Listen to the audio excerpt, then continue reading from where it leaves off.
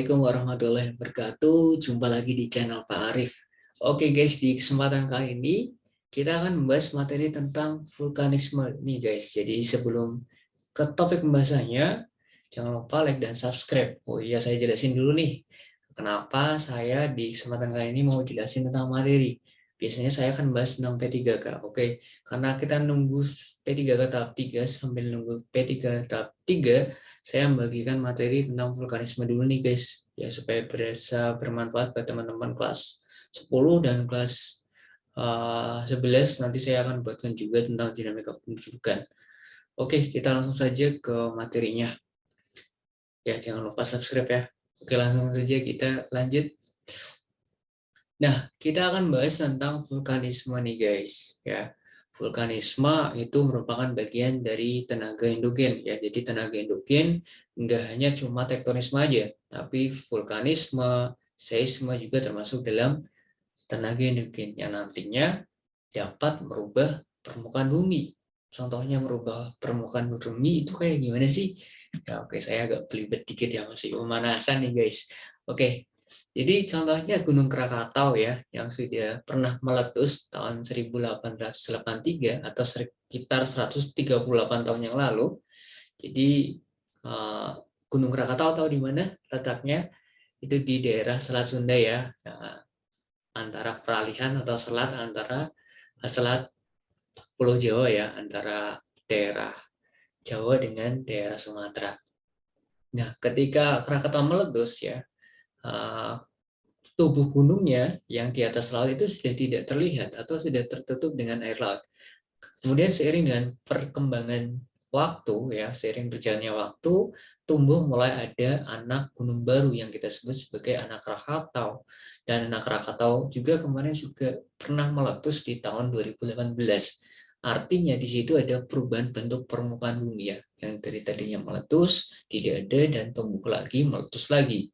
Ya, itu juga merupakan adanya dinamika litosfer ya, adanya dinamika litosfer.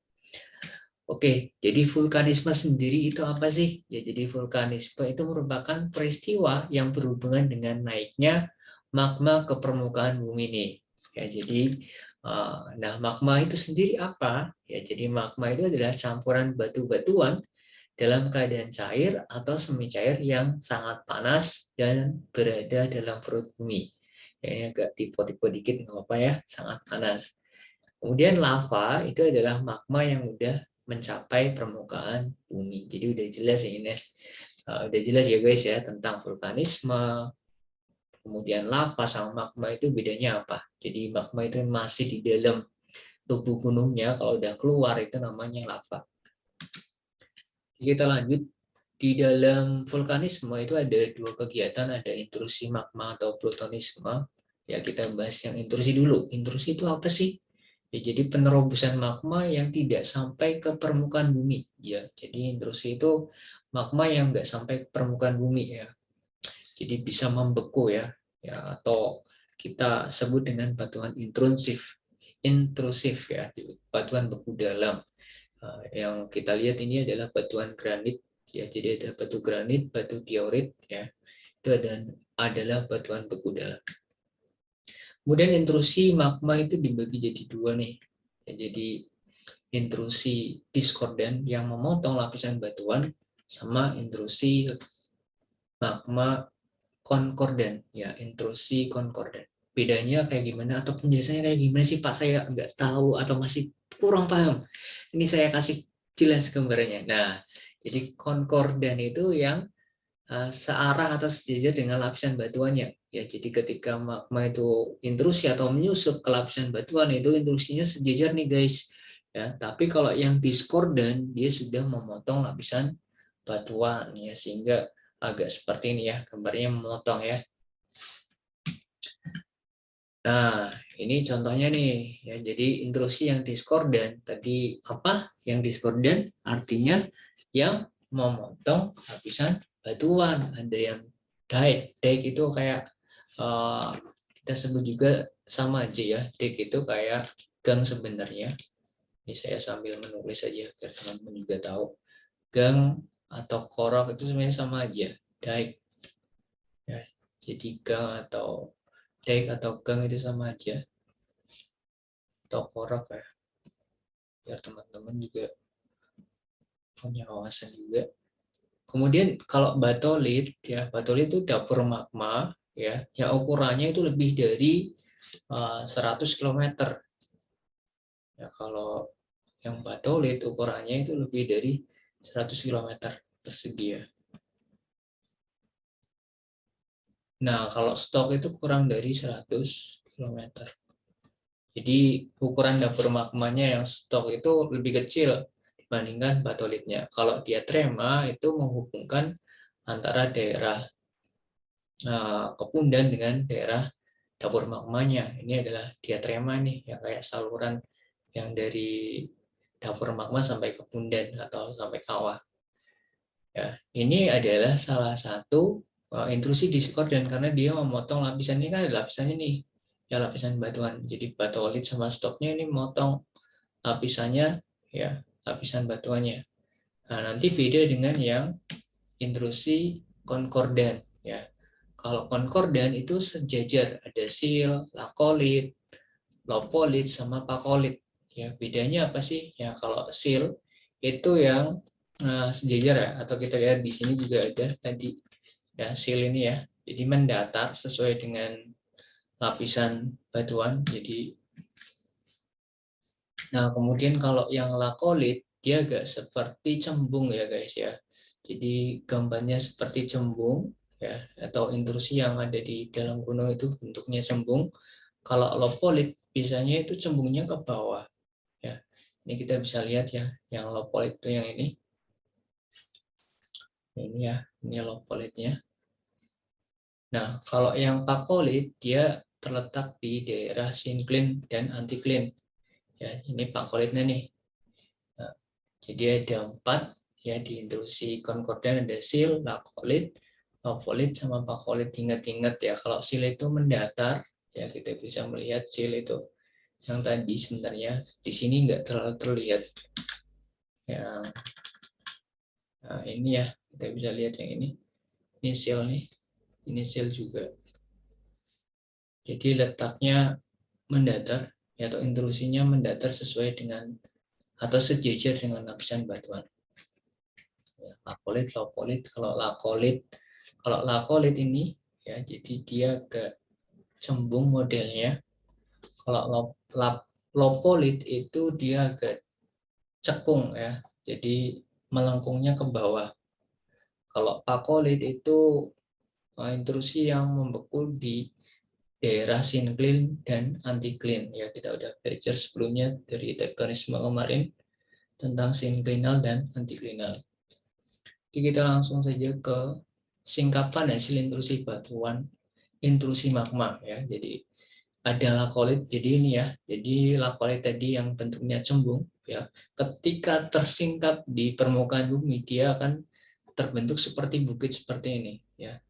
Kenapa bisa tersingkap ya? Seperti yang saya bilang, jadi kalau batuan intrusi yaitu adalah batuan intrusif, biasanya jauh lebih kuat ya jika dibandingkan dengan batuan lain di sekitarnya, karena batuan beku ya. Jadi kalau misalnya tubuh gunungnya kayak gini ya, di sini kayak gini misalnya. Nah, yang ini ya, ini hilang kenapa? Ini terlapuk ya, entah itu kena hujan ya, entah itu kena panas sehingga dia udah lapuk.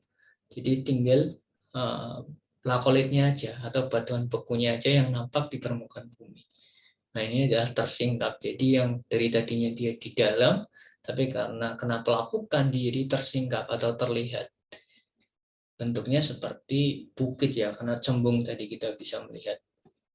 Nah, kemudian yang sebelah kanan ini ada Nusiprok, itu di Meksiko ya.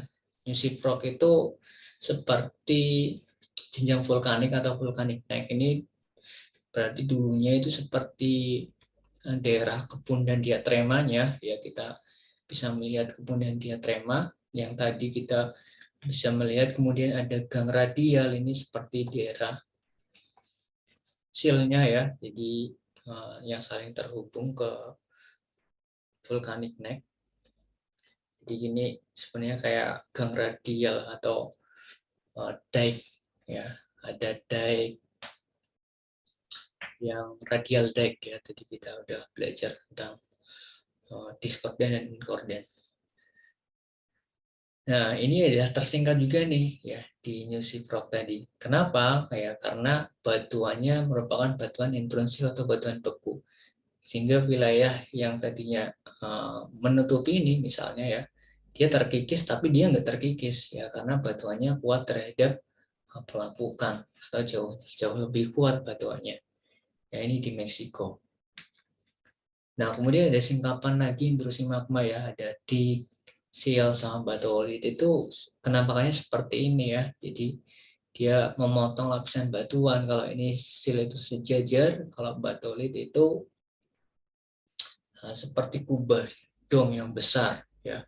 Ini terletak di Taman Nasional Yosemite ya. Jadi kamu cari tahu ya kenapa domnya ini kan harusnya gede. Kenapa ini ada separuh kroak itu kenapa? Nanti kalian cari tahu. Nah, kemudian tadi kita kan udah belajar di intrusi ada dua, intrusi inkorden dan konkorden. Nah, kemudian ada erupsi.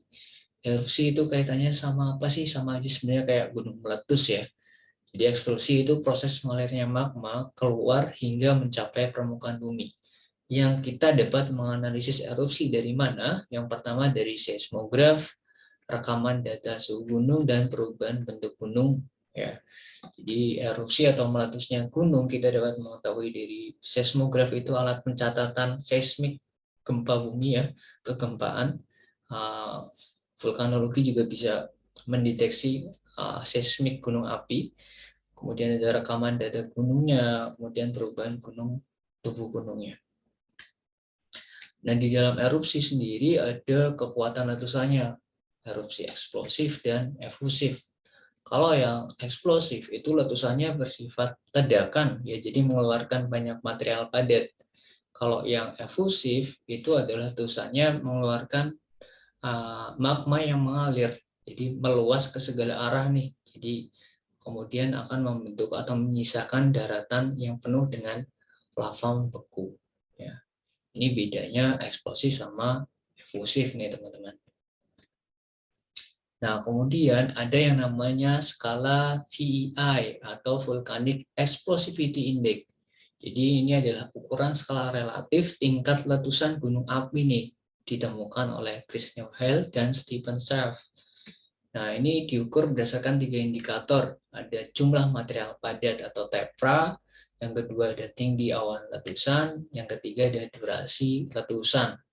Ya, sehingga menghasilkan seperti ini nih. Ya, jadi ini adalah FEI-nya atau indeks letusan gunung berapi dari 0 sampai 8. Ya, jadi semakin besar FEI-nya ya, maka akan semakin besar pula ya material yang akan dikeluarkan ya. Contohnya ini FEI-nya 0 ya. Di sini apa kekuatannya ya atau belum height-nya, keterangannya ini di sini tidak eksplosif ya. Artinya di sini tidak meledak, hanya melakukan lelehan. Contohnya di Kepulauan Hawaii, Gunung Kilauea ya. Jadi Gunung Kilauea itu adalah salah satu letusan yang tidak terlalu besar atau letusannya berupa letusan efusif ya. Kalau semakin besar semakin ke bawah, misalnya skala VI-nya 8, maka daya tinggi abu vulkaniknya itu bisa mencapai 25 km. Berarti udah tinggi banget ya. Jadi abu vulkaniknya juga udah banyak ya. Contohnya pada Danau Toba ya yang udah meletus udah lama ya. Ini adalah salah satu contoh indeks letusan gunung berapi. Jadi teman-teman bisa pelajari lebih detail lagi. Nah, kemudian erupsi berdasarkan tempat keluarnya magma. Ya, ini ada 3 ya. Yang pertama erupsi sentral, itu hanya tertitik ya, keluar dari satu titik ya. Contohnya kebanyakan gunung api yang ada di Indonesia, terutama di gugusan Sumatera dan Jawa itu merupakan gunung erupsi sentral, ya, atau gunung, contohnya Gunung Merapi. Kemudian masih ingat nggak tentang jalur retakan di negara Islandia? Itu karena dilalui jalur divergen, ya, di sini, ya. Nah, kita bisa melihat ada rekahan juga, ya. Di sini kita bisa melihat Gunung Laki, ya, yang erupsi tahun 1783 itu memanjang sekitar 30 km. Artinya erupsinya dia linier atau memanjang, ya. Kenapa? Karena ada rekahan atau retakan di daerah divergen, sehingga lavanya ketika erupsi dia keluarnya lewat situ. Jadi nggak lewat satu titik seperti tadi yang sentral, tapi linier, ya. Jadi di beberapa buku juga disebutkan ada yang mengatakan erupsi celah, erupsi rekahan maupun fissure eruption. Ya, itu sama saja. Jadi erupsinya memanjang nih, guys. Kemudian yang terakhir ada erupsi areal. Kalau erupsi areal itu cirinya itu sangat besar batolitnya. Batolit itu ininya, ya, apa namanya, dapur magmanya. Ini saya carikan animasi yang besar harusnya. Dapur magmanya besar nih, guys, ya. Jadi ketika dia meletus, boom, ya. Jadi setengah setengah tubuh gunung berapi, ya, atau sebagian besar gunung berapi dia bisa hancur, ya. Nanti bisa membentuk sebuah areal, erupsi areal seperti ini, ya. Kayak kawah jadinya, kayak Yellowstone, ya, di Taman Nasional di Amerika Serikat. Itu merupakan erupsi areal. Jadi jenis erupsi yang semua magmanya itu keluar dari seluruh tubuh gunungnya. Oke, jadi apa sih sebenarnya gunung api itu? Ya, ada yang tahu? Jadi gunung api itu adalah suatu lubang kepundaan atau rekahan dalam kerak bumi, tempat keluarnya cairan magma, gas atau cairan lainnya ke permukaan bumi. Jadi gunung api itu lubang kepundaan, ya, yang kita tahu gunung berapi itu enggak hanya yang bentuknya kerucut aja, ya, tapi ada juga yang bentuknya seperti ini, ya, kayak kerucut kroak, ya. Kemudian ada juga yang bentuknya seperti tameng kayak gini. Jadi yang kita lihat di Indonesia kan biasanya yang ini, ya, yang kerucut. Ternyata ada yang keruak seperti ini dan ada yang seperti tameng. Nah, di Indonesia juga ada 3 tipe berdasarkan sejarah letusannya. Ada tipe A itu sejak 1600 pernah erupsi, contohnya Merapi dan Kelut. Kemudian tipe B itu aktif, artinya belum pernah erupsi sejak 1600. Dan tipe C itu sejarah letusannya belum diketahui dengan jelas. Jadi artinya yang tipe B aktif belum pernah erupsi sejak 1600. Jadi sejak tahun 1600 itu belum pernah meletus. Contohnya Gunung Patuha. Ya, kalau yang sering meletus itu Gunung Merapi, ya. Ini ada satu lagi Gunung Sinabung, ya. Gunung Sinabung sejak tahun 1600 itu belum meletus. Tapi tahun kemarin, ya, beberapa tahun kemarin sempat meletus, dia naik statusnya jadi tipe A. Ya, jadi kalau ada gunung yang misal belum pernah meletus sejak 1600, ketika udah meletus dia akan naik level jadi tipe A. Nah, kalau tipe C berarti sejarah letusannya itu belum diketahui, tapi ada gejala vulkanismenya. Ya, contohnya Gunung Kamojang. Nah, kemudian bentuk gunung berapi ada 3, ada yang strato, mar, perisai. Ya, ada yang strato seperti kerucut, perisai seperti tameng, mar tadi yang ada kawahnya. Nah, kira-kira bentuk ini dipengaruhi oleh apa, gitu kan? Kira-kira dipengaruhi oleh apa nih, teman-teman? Nah, dipengaruhi oleh sifat magmanya, ya. Jadi sifat magma itu dapat mempengaruhi tipe letusan dan bentuk gunung berapi. Seperti yang kita tahu di pembelajaran litosfer yang pertama, kita udah belajar tentang kerak benua dan kerak samudra. Kerak benua itu komponennya ada sial atau silisium aluminium atau silikat aluminium di atas, dan silika magnesium itu yang samudra. Nah, yang benua karena sifatnya asam, ya, kerak benua sifatnya asam, kemudian kerak samudra sifatnya basa. Nah, karena di atas, ya, sifatnya asam, kemudian kalau dingin, ya, magmanya atau kerak benua kan jauh dari magma, ya, karena di atas dan di bawahnya ada kerak samudra. Nah, magmanya di sini cairnya kalau yang samudra karena dekat dengan magma. Kenapa yang kerak benua itu kental? Karena dia agak jauh dengan magma. Ya, sama seperti karamel, misal kalau agak dingin, ya dia akan kental. Tapi dingin-dinginnya magma dia tetap panas ya. Jadi kental tapi panas juga ya. Tapi beda dengan yang kerak samudra ya, karena dia dekat dengan dapur magmanya dia cair. Nah, kemudian kalau yang kerak benua ya, karena kental ini biasanya letusannya eksplosif, itu meledak ya. Kalau eksplosif itu meledak. Oke, sebelumnya saya kenalin dulu kalau yang untuk biasanya untuk mengukur kekentalan magma itu kita sebut dengan viskositas ya. Viskositas magma ya. Jadi tingkat kekentalan magma itu cair atau kental atau sangat encer gitu bisa melihat dari asal magmanya itu sendiri.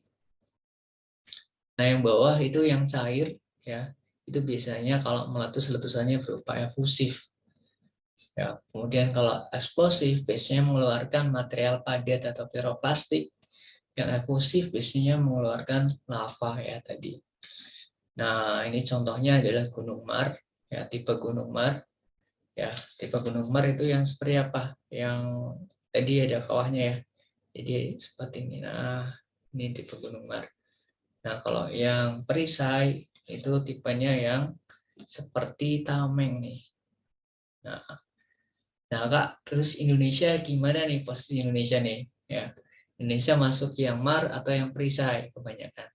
Nah, kita lihat Indonesia. Nah, kita kan misalnya ini Sumatera, ya, ini Jawa, ya katakanlah ini Kalimantan, ini Sulawesi ya, misalnya Papua lah. Nah Indonesia seperti yang kita tahu kan ada lempeng dari sini ya yang menunjam ada Indo-Australia dan di atas ada Eurasia. Nah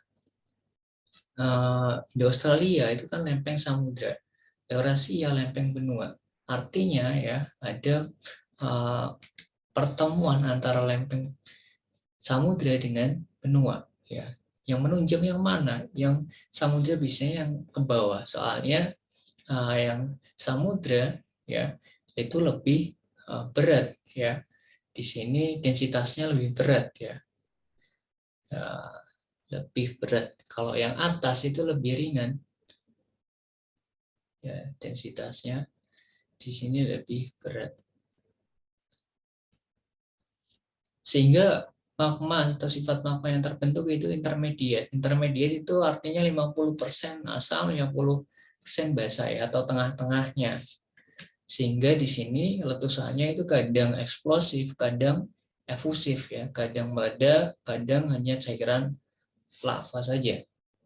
Nah, kemudian kalau kita gambarkan itu dia berlapis-lapis ya gunungnya ya. Jadi ketika dia meletus ya, dia akan mengeluarkan endapan piroklastik ya, kemudian lava lagi meleleh meletus ya, piroklastik lagi ya, makanya dia kan bentuk berlapis-lapis atau kita sebut dengan strata atau strato ya. Jadi kebanyakan gunung api di Indonesia itu bentuknya strata atau strato. Nah ini contohnya ini di Rinjani ya, gunung api Mar ya, ada kawahnya. Kemudian gunung api strato ini di Merapi, Ciremai. Ini gunung api perisai itu di Indonesia nggak ada ya, biasanya ada di gunung Kilauea di Kepulauan Hawaii, titik hotspot ya. Kemudian ada gunung yang bentuknya di luar dari tiga tadi, ada kubah lava. Ini contohnya di Gunung Kelut ya. Jadi Gunung Kelut seperti yang kita lihat ini tahun 2007 ya. Ini sekitar 2014 dia sudah meletus ya. Kubah lavanya ya, jadi kubah lavanya dia meletus ya. Kemudian hancur menjadi sebuah kawah seperti ini ya, seperti sekarang. Ya, ini adalah kubah lava atau lava dome yang ada di daerah Gunung Kelut. Nah, kemudian tipe letusan gunung berapi itu dari kedalaman, kekentalan, sama tekanan.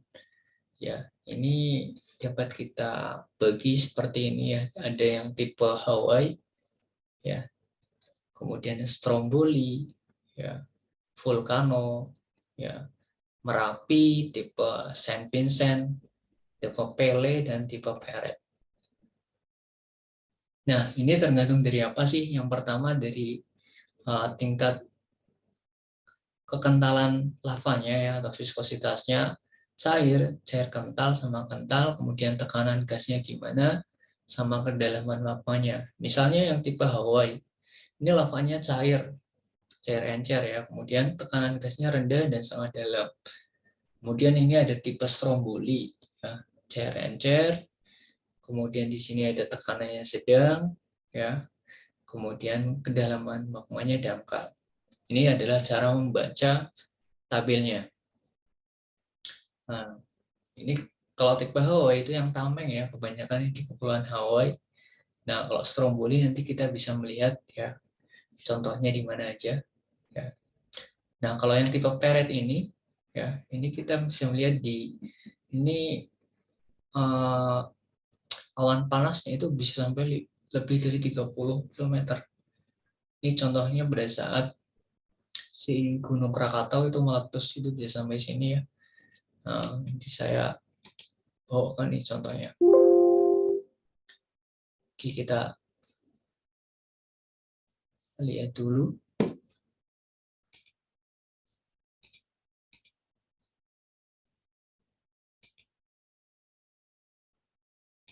Oke, kita kembali lagi. Nah, nanti aja kita akan bahas. Oke, kita kembali ke materi aja. Nah, ini contohnya Gunung Krakatau ya, di tipe Peret tadi. Dengan tekanan gasnya itu sangat tinggi.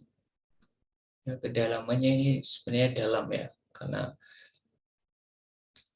awan panasnya bisa sampai tinggi sini. Nah, kalau yang tipe Saint Vincent ini contohnya di Gunung Saint Vincent, tipe Merapi juga adanya di Gunung Merapi ya. Kalau tipe Merapi, lavanya kental, ya tekanan gasnya rendah, kemudian kedalaman magmanya dalam. Nah, kalau di Merapi biasanya itu ada wedus gembelnya ya, biasanya kalau Merapi erupsi wedus gembelnya itu terlihat sekali. Ya, tipe Vincent juga ada seperti wedus gembelnya. Pele juga hampir sama, tapi di sini tekanan gasnya tinggi dan kedalaman magmanya sangat dalam. Ya, kalau ini ada tipe vulkano yang lemah dan yang kuat. Ya, tergantung dari apa? Tergantung dari ini ya. Viskositasnya itu di sini cair kental, ini sedang dan dangkal. Kalau di sini tinggi ya kalau yang kuat. Jadi tekanan gasnya tinggi. Jadi dibagi berdasarkan kedalaman dapur magma, kemudian kekentalan magmanya dan tekanannya. Ini tipe letusan gunung berapi. Nah, gejala vulkanisme sendiri nanti dibagi jadi beberapa ya. Ada gejala pravulkanis jadi dua ya, dan gejala posvulkanis. Kalau yang pra berarti sebelumnya. Jadi gempa semakin intensif ya, kemudian ada muncul suara gemuruh juga, suhunya meningkat ya. Kemudian hewan-hewan menuruni lereng gunung ya, kemudian sumber air hangat itu mulai mengering. Ya, kalau gejala posvulkanik itu ada solvatar ya, atau belerang, kemudian fumarol, kemudian ada ovet atau gas asam arang, kemudian geyser yang mata air periodik yang muncul secara periodik, kemudian ada air magdani atau mata air panas bermineral. Nah, saya pengen kasih contoh, kasih lihat contoh gambarnya ya. Bentar, masih ada nggak ya? Oke, tadi saya pengen menampilkan yang gejala posvulkanik ya guys. Nah, gejala posvulkanik itu artinya setelah gunung itu meletus, itu tanda-tandanya mengeluarkan apa aja.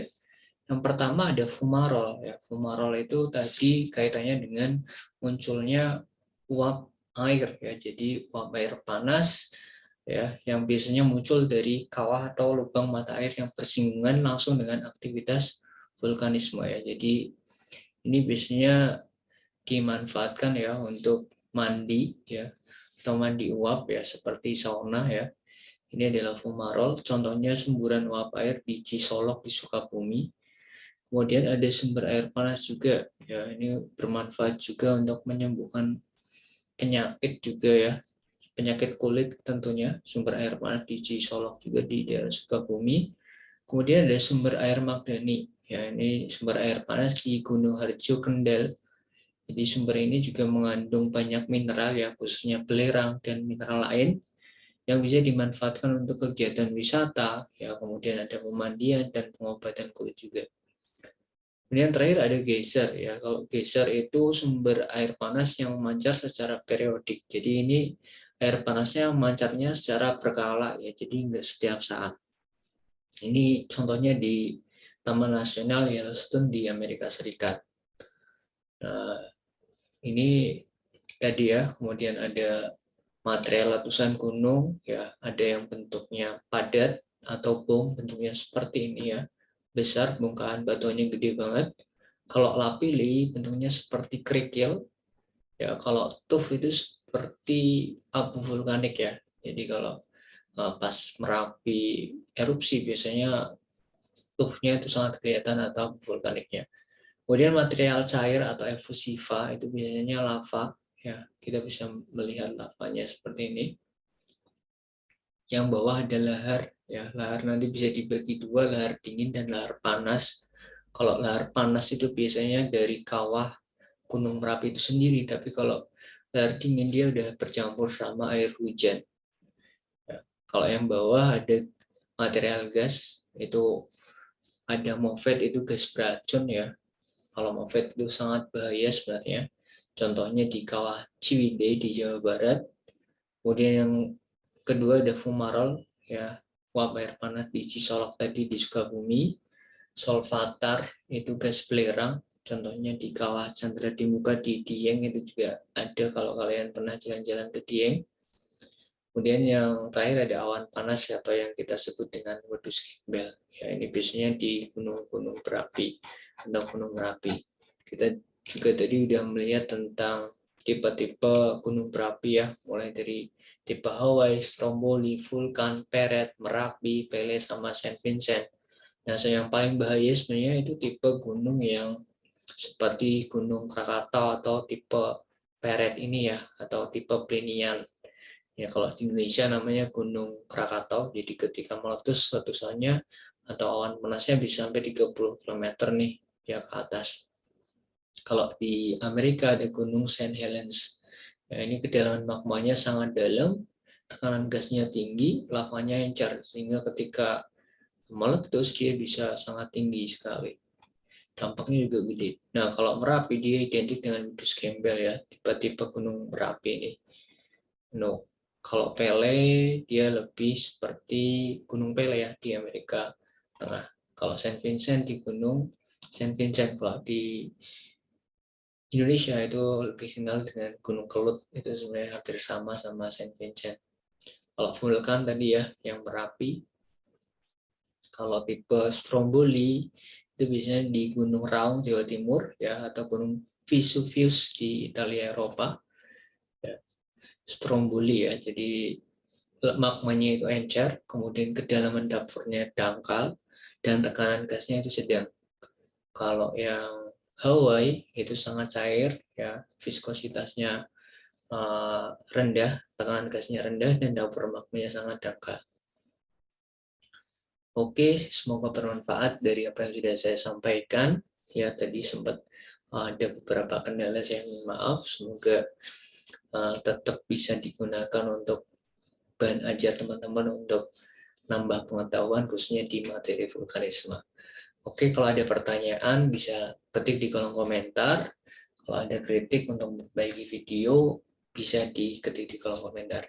Oke, terima kasih semuanya. Wabillahi taufiq wal hidayah. Wassalamualaikum warahmatullahi wabarakatuh.